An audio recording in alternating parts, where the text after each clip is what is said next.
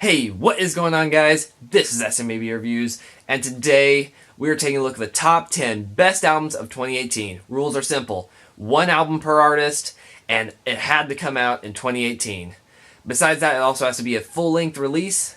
Now let's get to the list. Number 10 is Star Cruiser by Vinyl Theater, and this is a release that I feel a lot of people might not have been quite as positive on as I was. I actually really like Vinyl Theater, and they've put out quite a few good albums in the past. Origami was pretty good, and so was Electrogram.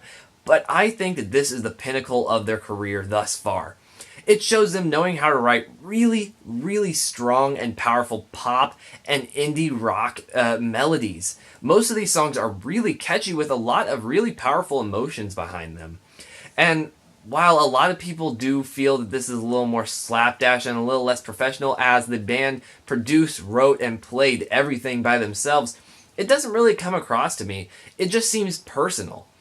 Keegan Colmes, the lead singer, writes most of the music, and honestly, it comes through with how personal this album is. Everything was done by them, and this is what they want to be making. No record label is controlling them. And honestly, I think that it worked great for them. Our song is an excellent lead-in to the album and absolutely stellar. It has some of the most wonderfully catchy melodies of the year and almost made my best songs list. I absolutely love every moment of this album. Never Thought That This Would Happen is a really good song about addiction and just the thought of it not happening to you. You've always thought that that's problems that other people struggle with, and yet here we are where the narrator is saying he's addicted to taking pills just to sleep. And then we have songs like We Make the Music, which is a very satirical song on the big personaed rock star-like attitude.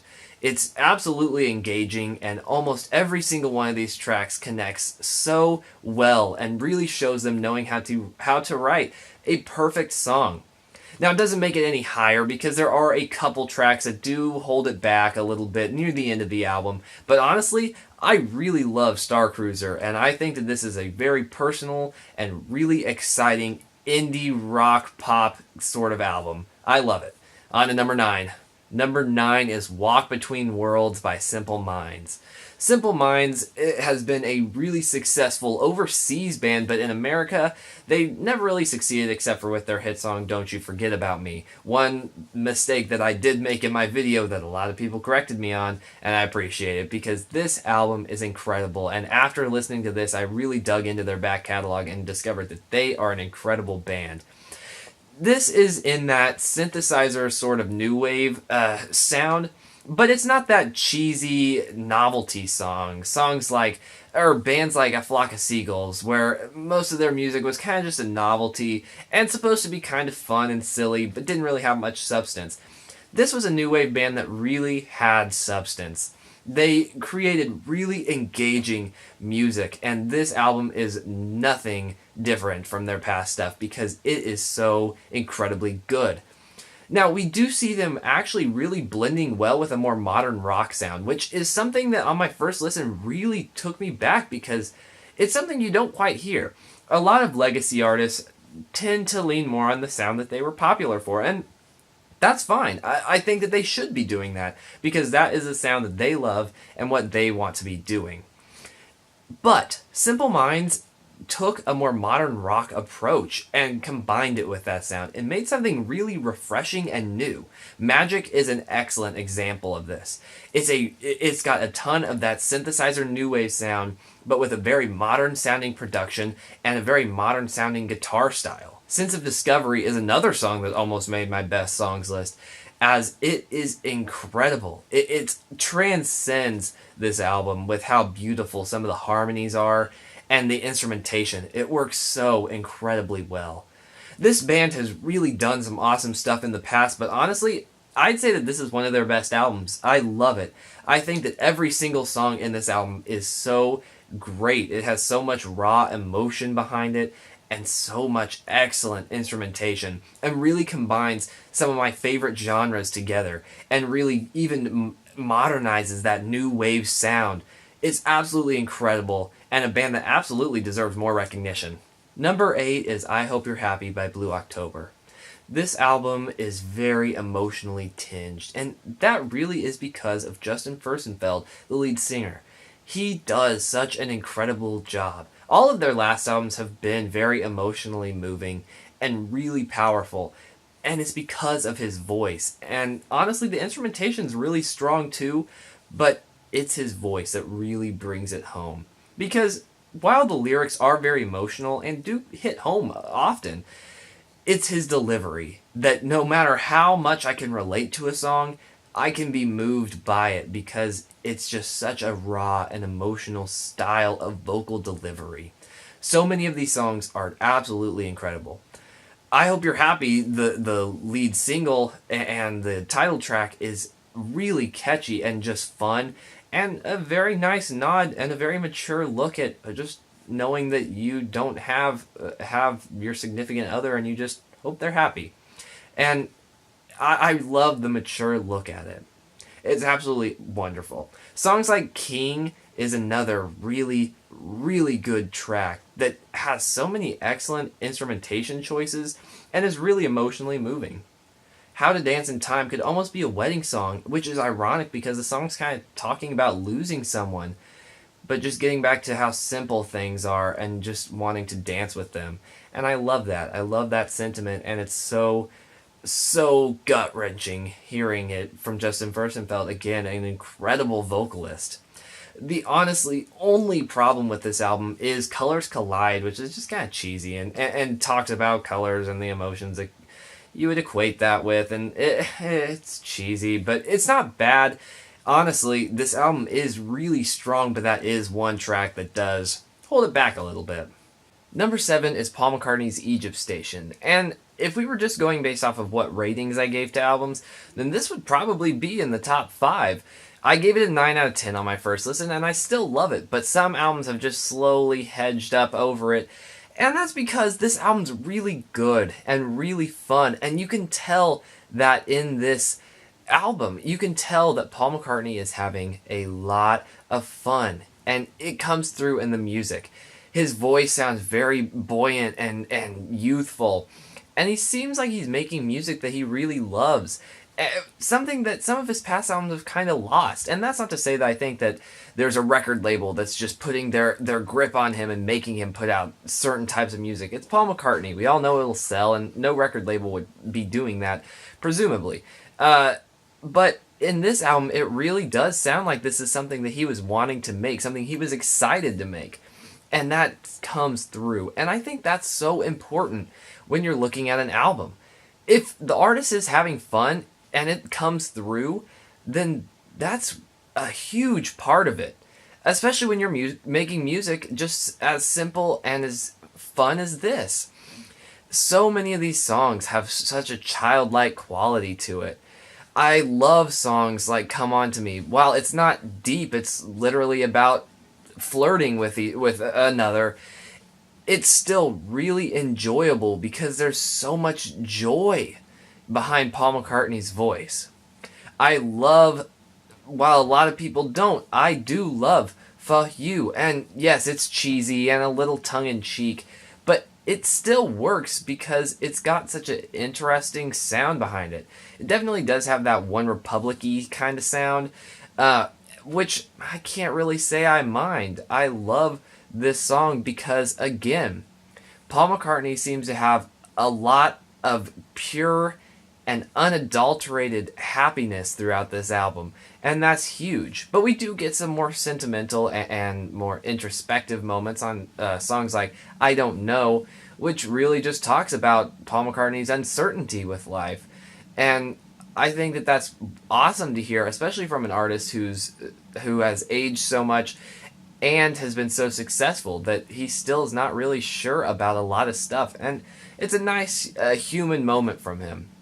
We also get Despite Repeated Warnings, an excellent song, which is probably my favorite, where Paul McCartney is warning of the dangers of climate change and puts that in the perspective of a fisherman who's going out on his boat and ignored the warnings of others. And regardless of your actual opinions on the political issue, it's still a really interesting song, and it is really fun with a lot of different sections in it.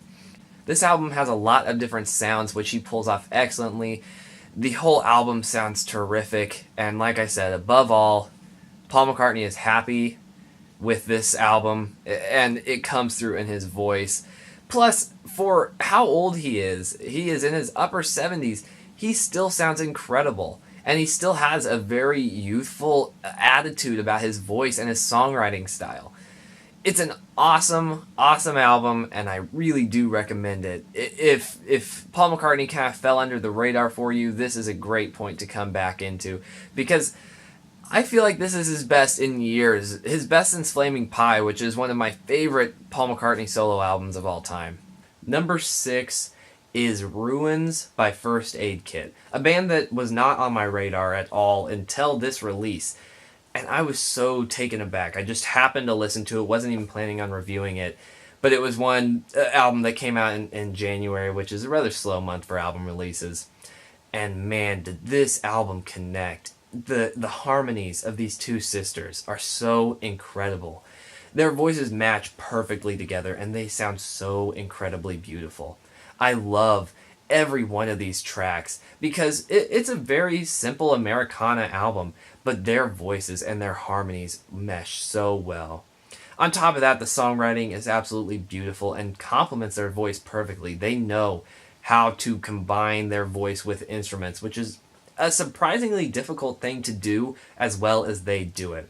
Songs like My Wild Sweet Love is obviously of no real depth lyrically, because it's just about how great someone is, but it sounds so beautiful. The piano keys that come in the chorus are absolutely cathartic, and I cannot help but just feel moved by that, even though it's not really a sad song, but it's because of how poignant and beautiful it is. They did an incredible job with this album, and I loved every second of it. First Aid Kit is a very talented band, and one that definitely deserves to be on so many people's radar. They tackle folk and Americana with such grace and ease that it's laughable at how easy it is for them. They are a perfect duo, and I love Ruins. We are in the final 5, and my 5th spot is something that's a little more personal to me. I can see how a lot of people might not be quite as affected by this album, but this album came at the right point in my life, and every time I hear it, it's hard to not get emotional just listening to some of these songs. So many of them are so beautiful and so perfect and just applied perfectly to where I was at in my life. And while I do feel like that shouldn't always influence how you feel about an album, if an album's able to move you so thoroughly, then I feel like it deserves a spot on this list. So my number 5 pick is Upside Down Flowers by Andrew McMahon and The Wilderness. This is a wonderful album, and I love it. I've loved Andrew McMahon in the past, but this album just hit home. Songs like Ohio, which is just about him moving from Ohio to California, really were touching because just the way that chorus built up, and then it just had such a cathartic sound. The sadness can be felt of how he's hopeful for the move, but it's still sad because he's going to miss his home. Then we get songs like Teenage Rock Stars, which is an absolutely excellent song that is about him as a child and how he became a rock star at a very young age. And I loved it. I loved the beauty of that song and how perfectly he tackled that subject. It could have been tackled really terribly, but he did it well. And then the absolute highlight of this album is Paper Rain. Paper Rain is such an emotional song for me. Some of it's personal, which I won't get into, but it came in at a perfect point in my life, and I've loved every second of it. The piano is perfect, and Andrew McMahon sounds even better. The hope that he exhibits in this song, despite all odds that are pulling against him and telling him he will fail, there's still an overwhelming amount of hope that you can hear. It's so incredibly beautiful. One of the best songs of the year, and that song alone could make this song very high up on this list, but fortunately the entire thing is amazing. House in the Trees is about parenting, and a lot of these songs do tie into him being a parent and how that's affected him. Good Night Rock and Roll, another super catchy song. Penelope, again, so many of these songs are incredible, and I loved this album thoroughly. This is definitely one of those pop rock albums that is just perfect, and he perfectly knows how to tie in nostalgia without relying on it. This album is definitely one that I can't quite put into words why it's so incredibly perfect for me, because it is so personal to my life. That being said, I absolutely love it. I love this album. It was incredible. Definitely deserving of my 5th place spot. This year almost seemed as though it was a battle of which Kanye West album was better, and while a lot of people do not support Kanye West, it's undeniable his influence in hip-hop and how great some of his music can be.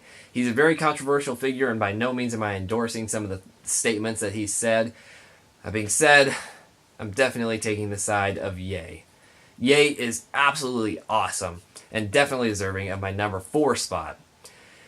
Kanye West has such a distinct presence and a distinct style of songwriting. So many of these songs are really good and show him trying to own up for some of the mistakes that he's made. And while unfortunately the biggest example of this was ghostwritten, it still is a great album because he still included it, so I feel like he felt it at least to an extent. And again, Kanye West is so controversial and does so many dumb things. But that being said, I still loved Ye. So many tracks. Violent Crimes was catchy and really good, even though it was very similar to Wolves off of Life of Pablo. And then we had songs like Ghost Town, which is so incredibly good with such a driving guitar. It's wonderful. And I feel like there's so many ways that guitar and hip-hop can go wrong, but if it goes right, it is so incredible. And it really does work on Ghost Town. So many of these tracks work, and I'm so incredibly glad we got this album. I thought about Killing You as a track that I actually really do like, because it shows him battling with thoughts of suicide and his own ego. It's a very weird album, and I feel like a lot of people might not get into it, and I know a lot of people love Kids See Ghosts, but that album doesn't even compare to this release. This release was incredible, and I don't think there's a single weak second in the album. No matter how much ghostwriting was involved, and no matter how controversial Kanye is, it's still a great album, and absolutely a wonderful listen all the way through. 3 is God's Favorite Customer by Father John Misty. I actually don't really have a ton of experience with Father John Misty until I heard this release, and it's another one that won me over so well. I think that this is definitely his best release to date, which might be a very controversial thing to say, especially because some other critics have praised past albums so incredibly much, but this is my favorite release from him. It shows him very introspective and very disturbed. He obviously is going through a lot through the songwriting process as he locked himself in a hotel room to write this album. And I feel like that emotional struggle comes through so incredibly well. Songs like The Songwriter are songs that I dream of writing because it's so poignant and talks about how what if his wife was the one writing these songs? How would people feel about it then? Because he's obviously turning these the way that things go down in their personal lives into how he perceives them or how it might make him look better. Plus, he's just talking about their personal lives to the world. And he talks about that. And he talks about the effects that that's caused on his relationship and what it would be like if she wrote the songs. It's a wonderful song. We also have tracks like Mr. Tillman, which are so incredibly catchy, even though it's one of the more upbeat moments on the whole album. It opens up with him checking into a hotel and how he's got charges for damages he's done. It's a great album, and there's so many layers to dissect in this album of his personal battles, of his personal thoughts, and just the amount of distress he was in when locking himself in this hotel room that is not appropriate to put in this year-end list. One that I wish I had had time to cover, but I will give a personal shout out to Spectrum Pulse's video over this album because he summed it up so incredibly well, and I think that I couldn't even put it better than he did. Definitely worth a check out because he did an excellent job and really perfectly explains all the layers that are involved in this release. Number 2 is an album that I actually wasn't too fond of on my first listens, and even in my review, I gave it an 8.5, which is a good review, and I was considering it for a year-end list, but every time I revisited it, it slowly moved up and became better and better and better, and I slowly realized how wonderful and so incredibly good this album is. I really did not even expect this to be on the top 10. Close, but not on it. But yet here we are at number 2, Can't Wake Up by Shaky Graves. Every moment of this album is so incredibly poignant. There's so many excellent lyrical moments. Kids These Days is borderline funny, but with a sense of irony because the whole song is about being young and the immaturity that comes with it. And then that aging and how now you're saying, oh, kids these days. And it's so incredibly good and really an excellent look at a topic that can't think of many other songs that really take a good look at. Dining Alone is definitely one of the best songs of the year. It tells a story just with the music, which is something I love in music. I love when music itself can tell the story. We start off with very repetitive guitar lines that repeat over and over and honestly aren't too interesting. And that's while he is recounting the day. The narrator is saying how his day went and how boring and monotonous and uneventful it was. And then he starts to dream and the music picks up and becomes transcendent as he details all these things he wishes he could do but will never happen. It's so beautiful and such an awesome song. And the music perfectly demonstrates that. We could have had that entire song without lyrics at all and would have understood the sentiment behind it. And that storytelling with music is something that he can do so well. Shaky Graves did excellent on this album, and I feel like it's again the strongest release from this artist.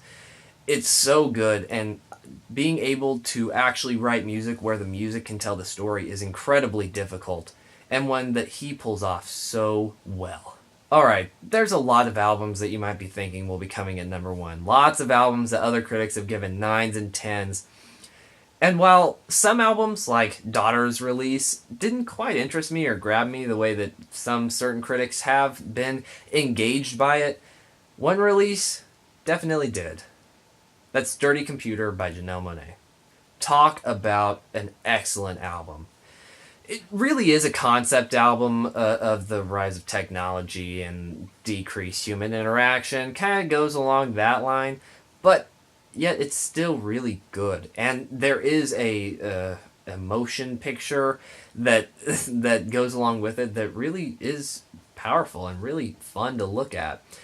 She does an excellent job. So many of these songs are so well done, and this is how you pay tribute to artists without exactly copying it, because I know a lot of people have, let's take a look at artists like, let's say, Greta Van Fleet, where everyone says, oh, they are just a Led Zeppelin knockoff. But this is how you do it. This is the way to create a tribute to another artist, but still make it your own. Because Janelle Monae perfectly captures the spirit of Prince, but makes it her own. Yes, there's a lot of Prince influences here, and a lot of trap influences, honestly, but she perfectly handles it. Make Me Feel is going to be on so many people's best songs of the year list, and deservingly so, because it is a perfect Prince-esque song while still being her own. Pink does take a little more of those trap influences, but still is really catchy.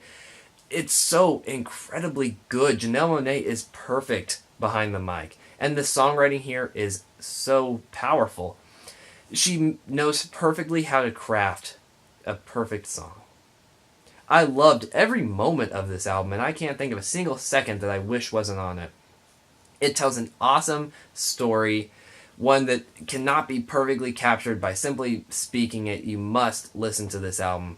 It's incredible. Janelle Monae did an awesome job. An artist that I absolutely love and was so excited for Dirty Computer. Every second of it's good. Even that opening moment where it's her and Brian Wilson harmonizing.